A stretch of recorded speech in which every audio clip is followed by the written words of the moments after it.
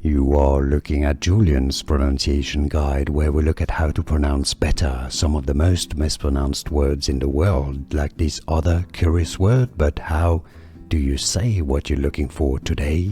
Let's learn once and for all how to pronounce the name of this punk band, American. If you want to learn more music celebrity names, stay tuned, and I've got some song names from them that are confusing as well, so stay tuned. It comes from French, meaning the tiger. In French, the pronunciation is Le Tigre. Le Tigre.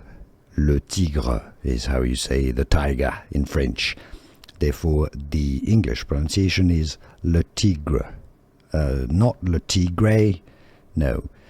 That would be Spanish, tigre, but with the le before it, it's clearly French. So, Le Tigre.